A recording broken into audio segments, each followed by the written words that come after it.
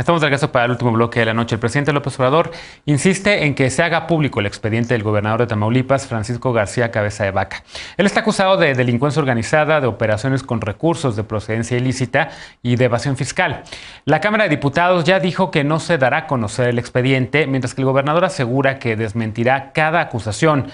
Pero mientras el proceso avanza, el Congreso de su estado, el Congreso tamaulipeco, blindó al mandatario local y la bancada de Morena en la Cámara de Diputados, en la federal, ya propuso una respuesta. Veamos el contexto.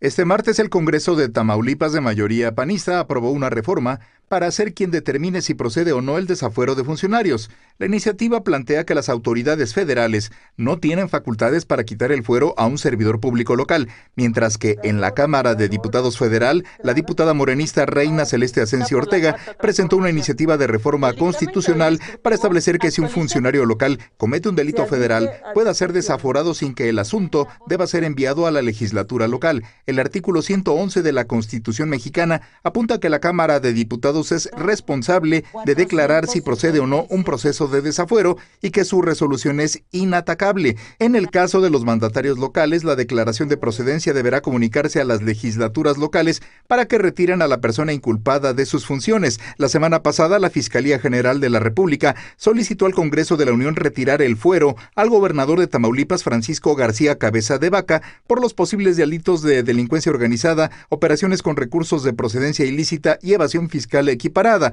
Este lunes la Cámara de Diputados notificó formalmente al gobernador el inicio del proceso. El mandatario, de filiación panista, señaló que la acusación es por un supuesto impago de contribuciones fiscales derivadas de la venta de un departamento y la supuesta participación de varios miembros de su familia. Dijo también que las acusaciones serán cabalmente desmentidas. Punto y contrapunto. Bueno, tercer y último tema a discutir esta noche, y en efecto este tema ha estado o ha pasado primero del plano de lo federal, con acusaciones entre los propios partidos y el mismo líder del PAN, Marco Cortés, acusando que era una persecución política en contra de un gobernador panista. Ahora está en la cancha de lo local con este Congreso tamaulipeco que quiere, digamos de cierta manera, deshomologar lo que el Congreso federal, el procedimiento de fuero o de desafuero más bien del gobernador, para poner en el Congreso local las propias maneras en las cuales se podría hacer. ¿Cómo ves este tema, Veloz? ¿Hasta dónde va a llegar? No, empecé contigo el primer bloque, entonces déjame empezar ahora con Lisa. ¿Cómo lo ves, Lisa? ¿Hasta dónde crees que pueda llegar este caso? Pues está bien interesante también para la interpretación legal de los artículos constitucionales. Yo creo que aquí Peniche nos puede dar un poquito más de luz, pero haciendo el recuento de los constitucionalistas que se han pronunciado sobre el tema, hay dos posturas, ¿no? La primera, esto lo hemos discutido en algunas otras mesas, que dice que efectivamente quien tiene la potestad de desaforar al gobernador y de enviar su caso directamente a las autoridades judiciales es el Congreso local, y ahí se amparan en una interpretación del 111 constitucional, como bien decía la nota, pero también en la Ley Federal de Responsabilidades de los Servidores Públicos. Y hay otros constitucionalistas que dicen, a ver, si la Constitución dice que esto es cancha de lo local, pero no hay ningún poder, ninguna ley que sea superior a la Constitución, y la Constitución puede interpretarse como que un Congreso federal puede proceder con la solicitud de desafuero, votarla, y una vez votada y desaforado el funcionario público se turna a la Cámara local o al Congreso local para que éste sea quien pueda proceder para el envío del caso a las instancias judiciales locales. Creo que en este intríngulis legislativo lo que vamos a ver es precisamente un proceso muy mediatizado, con implicaciones políticas frente al proceso electoral bastante importantes, en donde el PAN y Morena van a enfrentarse de manera como muy frontal. Y eso puede tener costos políticos distintos, ¿no? Tanto puede fortalecer al PAN y a Cabeza de Vaca como mártir político, como puede en realidad darle pues el combustible necesario a Morena para lograr cierta presencia más permanente, digamos, en los estados del norte. A mí me interesa muchísimo más como saber realmente cómo puede zanjarse esta discusión en lo legal, porque me parece que desafortunadamente no va a ser el último caso que veamos pues en los próximos años. ¿Coincides con esta lectura, Alejandro? También no está mencionado en este caso, pero también está el caso del gobernador de Nayarit, en donde creo que allá la forma por la cual este gobernador está siendo acusado es a través de una comisión ciudadana, la Comisión de la Verdad de Nayarit, que no nada más lo acusa en el caso del gobernador de Nayarit, del exgobernador de Nayarit, por el hecho de peculado de uso indebido de facultades, sino también por desapariciones forzadas, despojos, violaciones a derechos humanos y demás, ¿no? Pero son dos casos que evidentemente se han ido convirtiendo en muy mediáticos. Ahorita hay un gobernador en funciones que está enfrentando este proceso y cuyo partido lo está arropando y diciendo esto es persecución política. ¿Cómo lo ves? ¿A dónde va a llegar esto? Bueno, es nuevamente el pacto de impunidad y el pacto de complicidades del viejo régimen.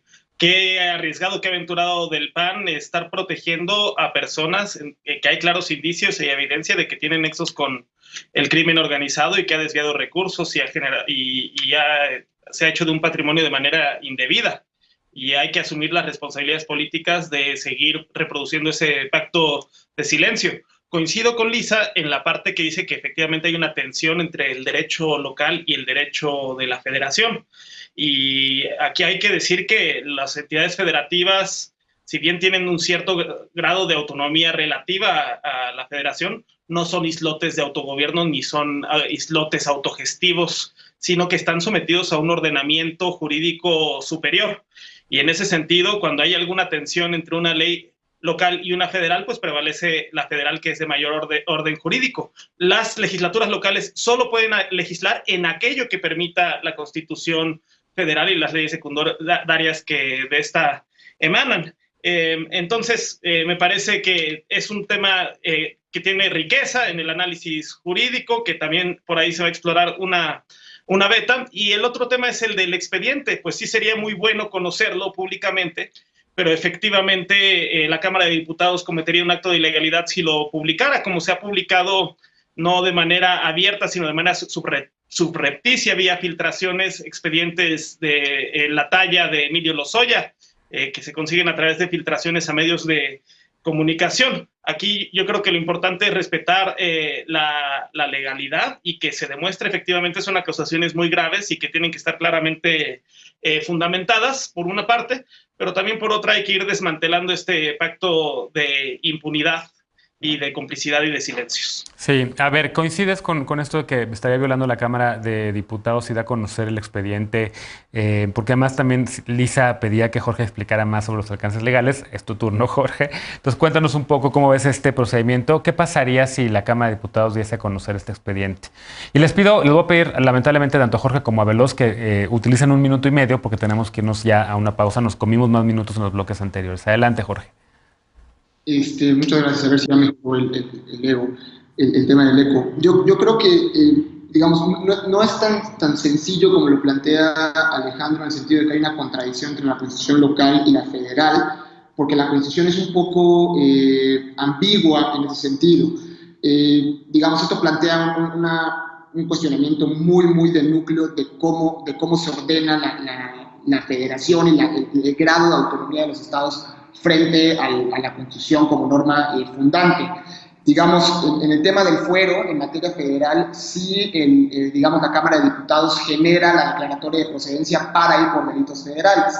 Sin embargo, cuando son autoridades locales, lo que hace es emitir una declaratoria de procedencia que no tiene efectos constitutivos según algunas interpretaciones, sino que lo que hace es mandar el asunto a la Cámara local para que, dice la Constitución, básicamente el Congreso local haga lo propio. Entonces aquí se genera una tensión interesante en el sentido de que ¿qué tendría que pronunciarse el Congreso local sobre si viene una autoridad que es local, un gobernador, un diputado local, etcétera, sobre delitos federales? Al final del día, los delitos federales ya han sido acusados por la Fiscalía y ya han sido declarados por la Cámara de Diputados. En el otro lado, lo que está argumentando el Congreso local es que la Constitución no les obliga a convalidar lo que diga el Congreso. Yo me imagino un choque de trenes que seguramente llegará a una controversia constitucional, y ahí coincido con Lisa.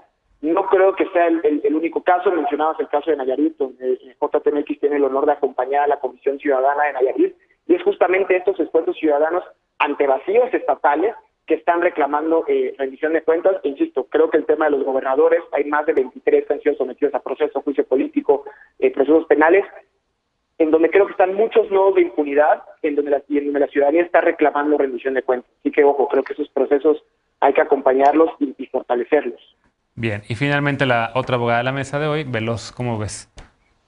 A ver, yo creo que hay momentos en los que se da cuenta de que los congresos locales, y por eso creo que esto no debería ser facultad de los congresos locales, son sumamente corruptos y son fácil de cooptar por los gobernadores en turno. Un ejemplo de eso es la ley Bonilla. A mí lo que me parece es que está pasando exactamente lo mismo, utilizando la mayoría panista para proteger a un gobernador que en 11 años de servicio público amasó una fortuna de 951.739.000 pesos, aunque sus declaraciones patrimoniales hayan sido menores, mucho menores en el transcurso del tiempo. Y me parece que eso es un ejercicio de utilizar toda la fuerza política que se tiene a modo de billetazo o de lo que sea en el Estado, porque el Estado a los gobernadores les pertenece para saltarse la ley. Sí me parece interesante la discusión que se está dando con los abogados y abogadas constitucionalistas. Lo cierto es que para mí es muy evidente que si está en la Constitución, en el artículo 74 de la Constitución, que es facultad exclusiva de la Cámara